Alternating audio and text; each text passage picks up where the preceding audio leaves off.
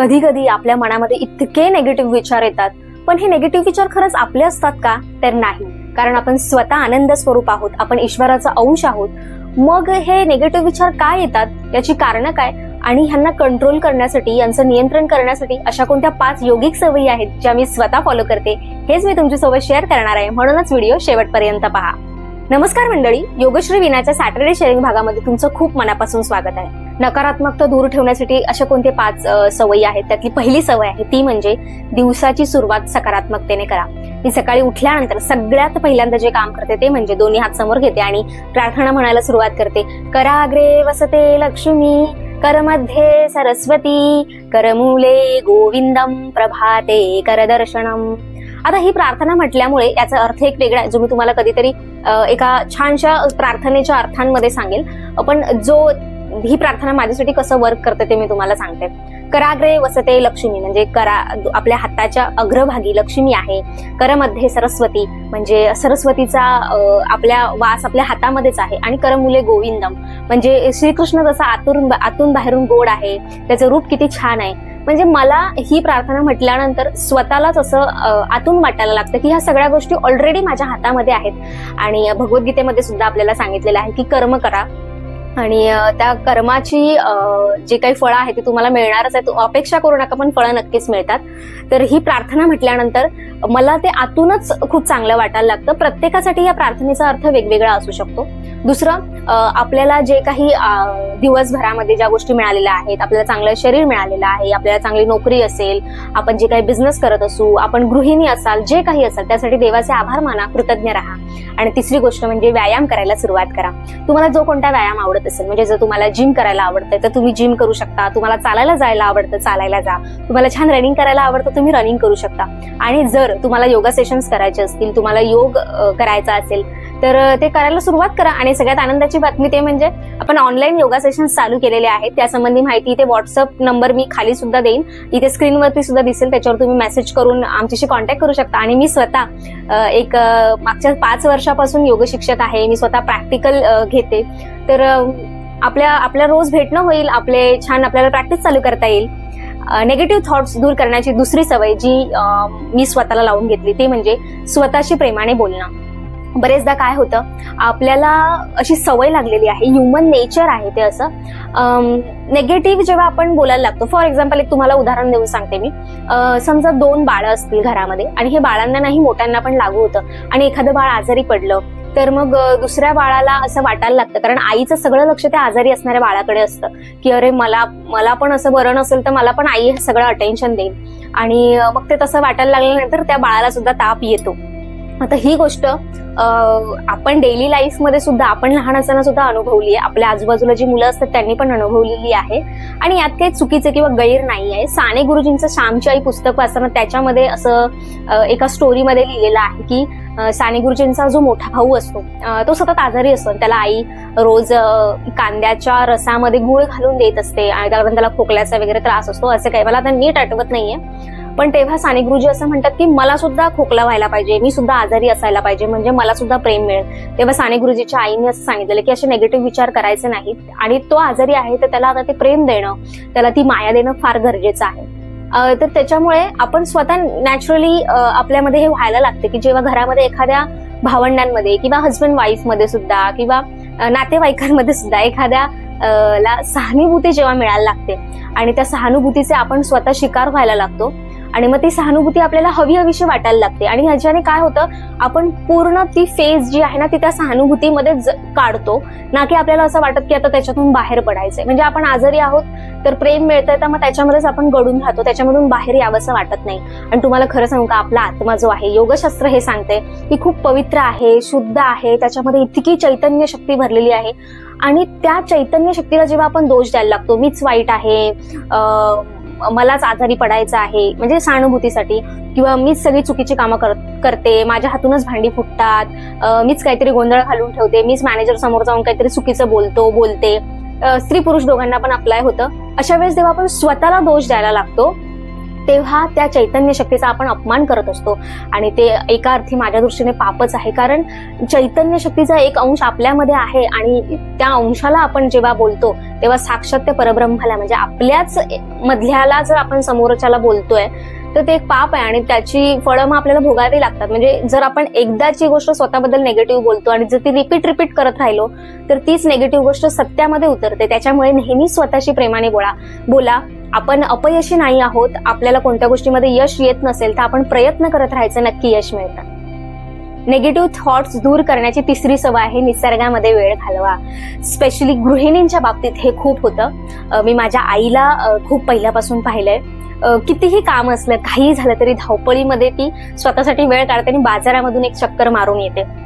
Generally काय होतं गृहिणींच्या बाबतीमध्ये किंवा जे वर्क फ्रॉम होम करतात, स्पेशली आता वर्क फ्रॉम होमचं कल्चर आपल्याकडे आलेलं आहे. दिवसभर सकाळी उठल्यापासून त्या 4 भिंतींमध्ये आपण बसलेलो असतो आणि त्या लॅपटॉप समोर काम करत असतो. किंवा गृहिणींचं जनरली काय होतं आणि वर्क फ्रॉम होम दोघांचंही काय होतं, स्त्री पुरुष दोघांचंही. लक्षात घ्या इथे स्त्री आणि पुरुष असं काही कंपॅरिझन नाहीये. दोघांनाही तेवढेच कष्ट आहेत आणि दोघांनाही तेवढेच ताण असतात, फक्त ते वेगवेगळ्या स्वरूपात असतात.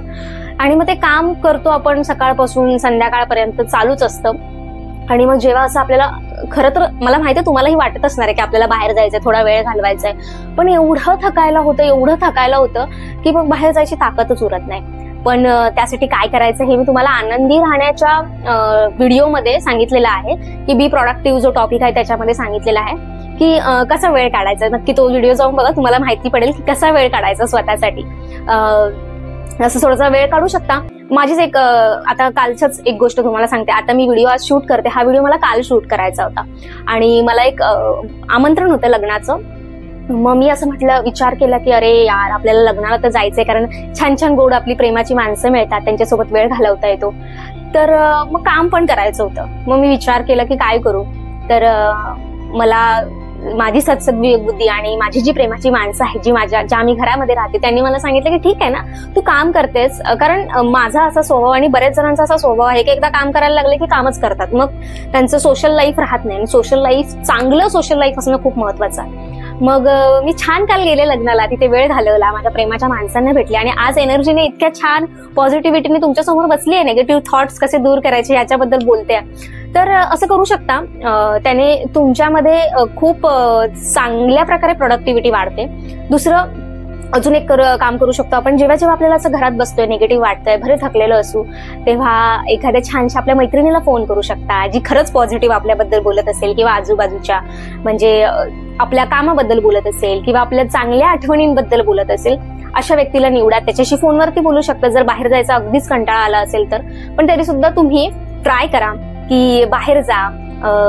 अनपेक्षित आपल्याला कोणतरी आपली जुनी मैत्रीण मिळते बागेमध्ये बसल्यानंतर किंवा समुद्रकिनारी बसल्यानंतर. तिथल्या आवाज पक्ष्यांचे, झाडांचा गारवा आणि ती थंड हवा यामुळे आपलं डोकं शांत होतं, जागेवरती येतं. लहान मुलं खेळत असतात, त्यांची एनर्जी खूप वेगळी असते आणि त्यामुळे आपला स्ट्रेस दूर होतो, निगेटिव्ह थॉट्स दूर होतात. दुसरी गोष्ट, आपल्याला समजा कोण आपल्या ओळखीचं मिळालं तर त्याच्यासोबत आपले थॉट्स शेअर होतात आणि ह्या सगळ्या गोष्टी निसर्गामध्ये वेळ घालवल्यामुळे आपले निगेटिव्ह थॉट्स दूर व्हायला आपल्याला खूप मदत होते. निगेटिव्ह थॉट्स दूर करण्याची चौथी सवय आहे ती म्हणजे प्लीज आपल्या फोनमध्ये, आपल्या मोबाईल फोनमध्ये जो आपला लाडका फोन असतो त्याच्यामध्ये पॉझिटिव्ह कॉन्टेंटच पहा. जनरली काय होतं की माझंच एक्झाम्पल देऊन मी तुम्हाला हे एक्सप्लेन करते. म्हणजे मला चांगलं एक्सप्लेन करता येईल आणि तुम्ही सुद्धा जर माझ्यासारखे असाल तर तुम्हाला ते रिलेट करता येईल. मला हॉरर गोष्टींची खूप भीती वाटते, पण एक क्युरियोसिटी असते ना की काय असेल काय नसेल. आणि मी ते हॉरर कॉन्टेंट एकदा जर बघायला चालू केलं तर मग ते असं आपण जेव्हा स्क्रोल करत असतो ना की मला आता माझं एक एपिसोड बघून झाला की दुसरा एपिसोड, तिसरा एपिसोड, आणि दिवसभरामध्ये जेव्हा मी खरंच ते हॉरर सगळ्या एपिसोड्स बघते तेव्हा माझ्या डोक्यावरती खूप विचित्र प्रकारे परिणाम होतो. जे की मला माहिती ह्या सगळ्या गोष्टी बनवलेल्या असतात, खोट्या असतात, ते सगळं ऍक्ट केलेलं असतं, तरी सुद्धा आपल्या मेंदूवरती त्याचा परिणाम होतो आणि ऑफकोर्स कामाच्या प्रोडक्टिव्हिटीवरती त्याचा परिणाम होतो. त्याच्यामुळे आपल्याला ज्या गोष्टी फक्त पॉझिटिव्ह देणाऱ्या आहेत त्याच गोष्टी बघायच्या. दुसरं, अकाउंट्स आपण कोणाला फॉलो करतोय. बाय द वे, मला फॉलो केलं नसेल तर नक्की करा. इंस्टाग्रामवरती योगश्री विना हेच हँडलचं नाव आहे, कारण मी तिथे पॉझिटिव्ह गोष्टी पोस्ट करत असते, पॉझिटिव्ह विचार पोस्ट करत असते, ऍक्टिव्हिटीज, ऑटो स्टोरीज. म्हणजे रिक्षामधून जेव्हा मी ओपीडीला जाते तेव्हा मला काय काय चांगल्या गोष्टी मिळतात. म्हणजे थोडक्यात आपण जर रोज भेटत राहिलो, तुम्ही रोज जर माझी स्टोरी बघितली तर तुम्हाला सुद्धा पॉझिटिव्ह वाटेल आणि त्या एका छोट्याशा स्टोरीमुळे, त्या माझ्या पोस्टमुळे तुमचा दिवस चांगला जाईल. तर चांगल्या जे पॉझिटिव्ह आपल्याला देतात अशा लोकांवरतीच आपला वेळ इन्व्हेस्ट करायचा. मोबाईलमध्ये सुद्धा अशाच लोकांना फॉलो करायचे जे आपल्या आयुष्यात फक्त आणि फक्त पॉझिटिव्हिटी देतील. कारण ऑलरेडी निगेटिव्ह विचार येण्यासाठी आणि निगेटिव्ह थॉट्स येण्यासाठी ऑलरेडी आपल्या आयुष्यामध्ये खूप गोष्टी आहेत. त्यासाठी आपल्याला अजून मोबाईलची किंवा टीव्हीमध्ये ते कंटेंट पाहण्याची गरज नाहीये. दुसरी गोष्ट, सकाळी जेव्हा तुम्ही उठता तेव्हा मोबाईलवरती किंवा टीव्हीवरती जर काही लावत असाल तर त्या प्लीज चांगल्या आणि पॉझिटिव्ह गोष्टी लावा. बऱ्याच जणांना अशी सवय असते की न्यूज लावतात सकाळी सकाळी उठल्यानंतर, पण मी सजेस्ट करेन की सकाळी सकाळी उठल्यानंतर प्लीज न्यूज लावू नका. कारण काय असतं की किंवा जर लावत असाल तर काहीतरी त्याच्यावर जर पॉझिटिव्ह सांगत असतील. बरेचदा आता श्लोकांचे अर्थ किंवा चांगल्या दैवी स्टोरीज सांगितल्या जातात तर ते तुम्ही ऐकू शकता, किंवा काम करता करता सकाळी एखादा छानसा रामरक्षा ऐकू शकता, विष्णू सहस्त्रनाम ऐकू शकता. तर अशा सगळ्या सोशल मीडियाचं जे तुमचं जे काही एक जग असतं आपलं वेगळं, तिथे फक्त आणि फक्त पॉझिटिव्ह गोष्टी आपल्यापर्यंत येतील याचा प्रयत्न करायचा आहे. सोशल मीडिया थ्रू आपण कसं पॉझिटिव्ह राहायचं.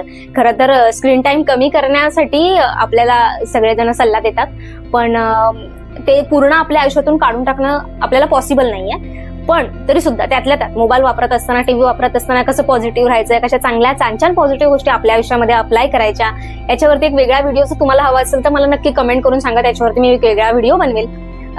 तर येस, निगेटिव्हिटी दूर करायची असेल, आपल्याला निगेटिव्ह थॉट्स थांबवायचे असतील तर आपल्या मोबाईलवरती निगेटिव्ह लोक जी आपल्याला एनर्जी देतात अशांना फॉलो करू नका.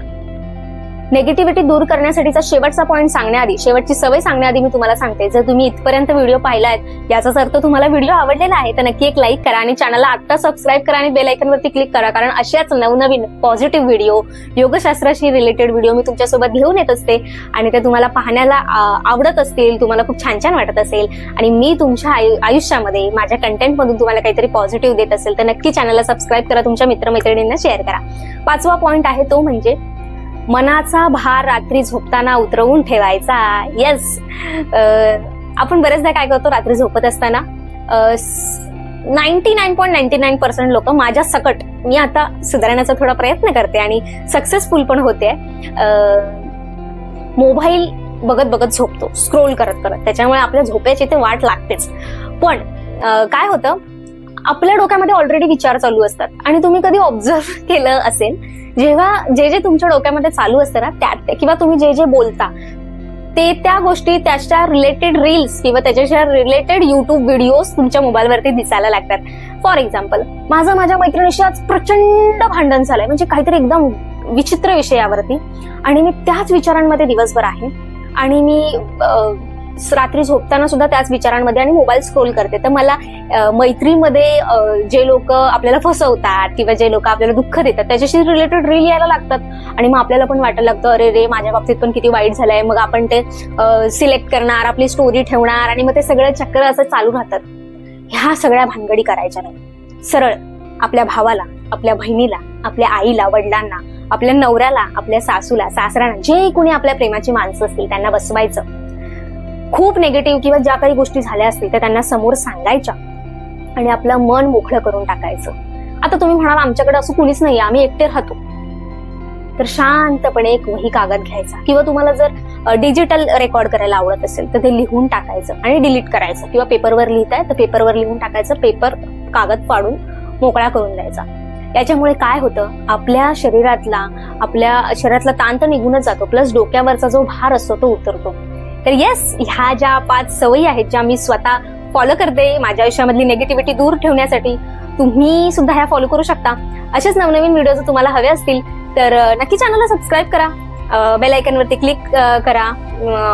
व्हिडिओ शेवटपर्यंत पाहिला त्यासाठी खूप खूप धन्यवाद. भेटूया पुढच्या व्हिडिओमध्ये. तोपर्यंत हेल्दी खा, हेल्दी राहा, निरोगी जगा. असं कधी कधी विसरायला होतं. चलो बाय.